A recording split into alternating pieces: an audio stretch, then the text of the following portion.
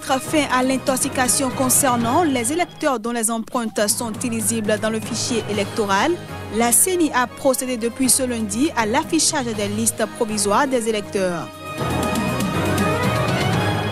Pour mieux briguer un nouveau mandat, le président malgache Eri, élu en 2013, a présenté ce vendredi sa démission conformément à la constitution du pays.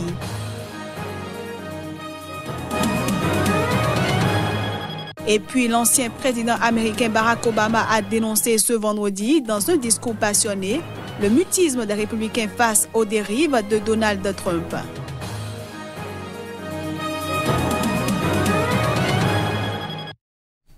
Voilà ainsi présenté l'ossature de cette édition. À toutes et à tous, bienvenue. Nouveau gouvernement à la commande au Zimbabwe. Le président Emmerson Mnangagwa a présenté ce vendredi une équipe largement remaniée de 20 ministres.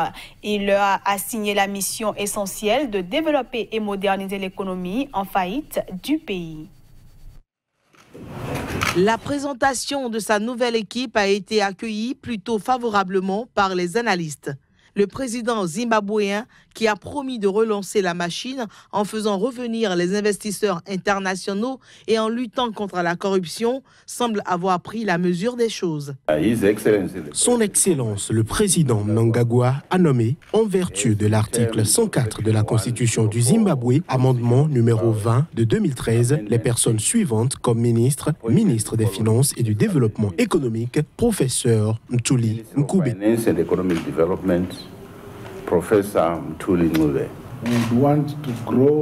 Nous voudrions développer, moderniser, mécaniser notre économie. Je crois qu'au cours des 5 prochaines années, nous devrions élever socialement bon nombre de nos gens qui font partie de la catégorie marginalisée, les élever dans la classe moyenne. Au départ, ils étaient 33. Nous avons accepté de fonctionner avec un cabinet de 20 membres. Nous croyons que c'est l'idéal pour nos défis actuels.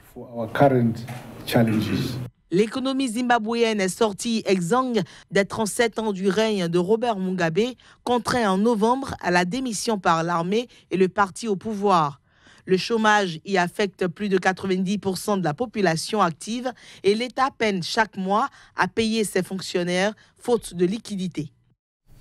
La commission électorale congolaise CENI a commencé à afficher des listes provisoires des électeurs. Selon la structure organisatrice, il s'agit de mettre fin à l'intoxication concernant des électeurs sans empreinte digitale. Moins de 4 mois et se tiendront les scrutins cruciaux en République démocratique du Congo. Des listes sont donc affichées aux endroits où les électeurs s'étaient fait enregistrer en 2017. Quelques électeurs y passaient pour vérifier leur nom. En mai, l'Organisation internationale de la francophonie avait identifié plusieurs millions d'électeurs sans empreinte digitale sur le fichier électoral qui recense quelques 40 millions d'électeurs au total. Depuis, la question est au cœur de la polémique entre l'opposition et la commission électorale. Outre les électeurs sans empreinte, les détracteurs du pouvoir exigent également l'abandon de l'usage des machines à voter. De fabrication sud-coréenne, ces machines servent à choisir les candidats et à imprimer les bulletins de vote. À en croire la CENI, c'est 106 000 machines qui vont bientôt être déployées pour servir aux élections du 23 décembre 2018. La présidentielle et les législatives nationales sont programmées pour la même date. Au total, 21 dossiers de candidature à la présidentielle sont retenus. La publication des listes définitives des candidats à la présidence de la République et députés nationaux est prévue pour le 19 septembre par la commission électorale. Pendant que la CENI affiche les listes provisoires des électeurs, l'opposition a tenu à Kinshasa ce vendredi sa première réunion de concertation depuis que la Cour constitutionnelle a notamment invalidé les candidatures de Jean-Pierre Bemba et Adolphe Muzito. Ainsi, à l'invitation de Félix Tshisekedi, des représentants de Moïse Katumbi, la secrétaire générale du LMC de Jean-Pierre Bemba et Martin Fayoulou se sont retrouvés. Personne, en revanche, pour représenter Santé Vital Caméré et Adolphe Mouzito, tous deux en déplacement. À la sortie, les participants ont promis de publier sous peu un calendrier d'action commune pour obtenir notamment l'abandon de la machine à voter et la révision du fichier électoral jugé corrompu.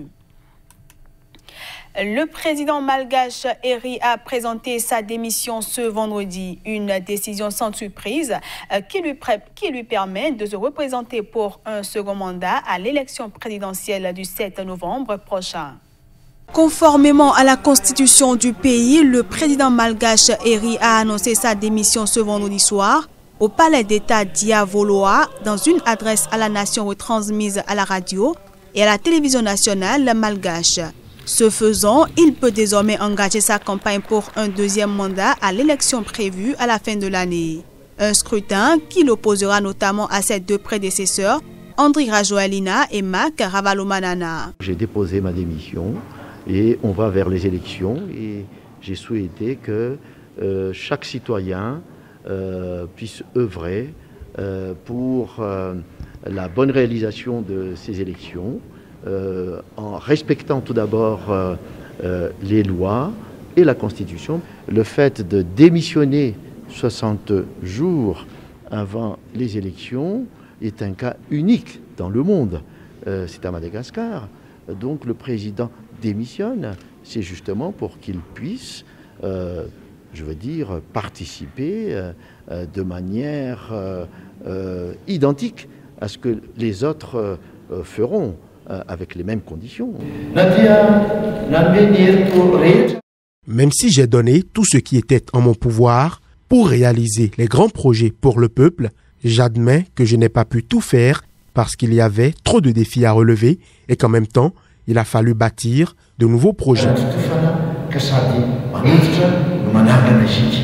Élu en 2013 à l'issue d'une longue période d'instabilité politique, l'ancien président Eri est vivement contesté depuis quelques mois par ses rivaux qui l'accusent de vouloir les faire taire.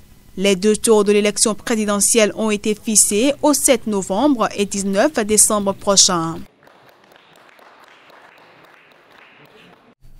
Autrefois détesté par l'État éthiopien, l'activiste politique Jawar Mohamed bénéficie maintenant de la protection des gardes du corps fournis par le gouvernement. Un radical changement de fortune dû à l'arrivée au pouvoir du Premier ministre réformateur Abiy Ahmed en avril dernier. Jawar avait fondé le Oromo Media Network, l'intermédiaire par lequel il avait promu une critique politique féroce de l'ancien gouvernement qu'il avait conduit en exil pendant 13 ans. On le suit. Je me suis battu pour les Oromo. Je ne regrette pas un seul jour. Je voulais faire tomber le gouvernement qui tuait mon peuple. J'étais prêt à prendre tout ce qu'il fallait pour les faire tomber. Nous avons été guidés stratégiquement. Nous avons travaillé dur. Nous nous sommes réveillés devant eux et avons dormi après eux. Cette relation nous a aidés à vaincre le gouvernement. Le gouvernement ne pouvait pas déchiffrer ce qui se passait vraiment. Il n'arrivait pas à comprendre comment tout ce mouvement Kero fonctionnait. La stratégie de leadership n'était pas claire pour eux. C'était vous. Sans le mouvement Kero, l'EPRDF serait toujours le même EPRDF et le TPLF aurait toujours toutes les cartes en main. C'est le mouvement Kero qui a paralysé le système. Nous l'avons planifié. Les gens qui organisaient la manifestation et ceux qui sont à l'OMN sont presque les mêmes. Il y a chevauchement du leadership, chevauchement des intérêts, chevauchement de la stratégie. Nous avons coordonné nos stratégies médiatiques avec la stratégie de mobilisation de la base.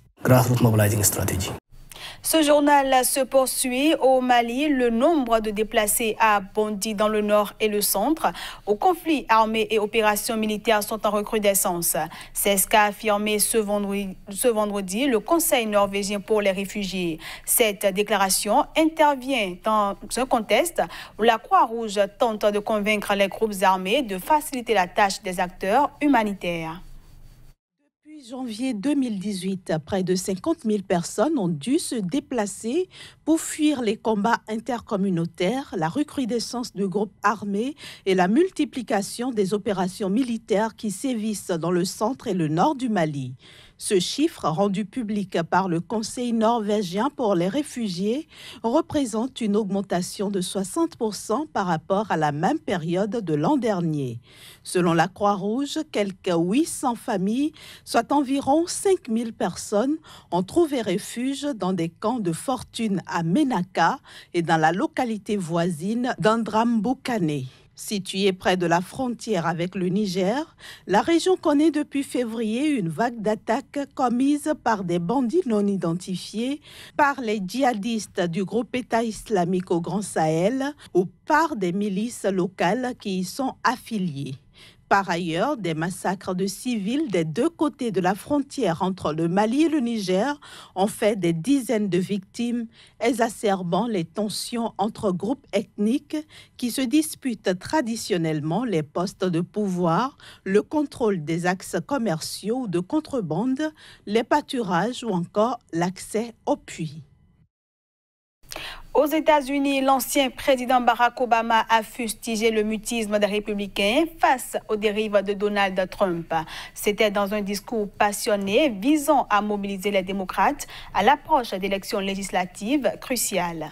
Relativement discret depuis son départ de la Maison-Blanche le 20 janvier 2017, Barack Obama, le 44e président des États-Unis, a clairement dit son intention de s'impliquer dans la campagne à venir. Dans un discours passionné visant à mobiliser les démocrates à l'approche d'élections législatives cruciales, l'ex-président démocrate de 57 ans, après avoir dressé un tableau très sombre de la situation politique aux États-Unis, a exprimé son espoir face à la mobilisation en cours. Qu'est-il arrivé au Parti républicain ? Le principe central de sa politique étrangère était la lutte contre le communisme. Et maintenant, ils se mettent bien avec un ancien patron du KGB. Ils bloquent les lois qui auraient protégé nos élections d'une attaque russe. Que s'est-il passé ?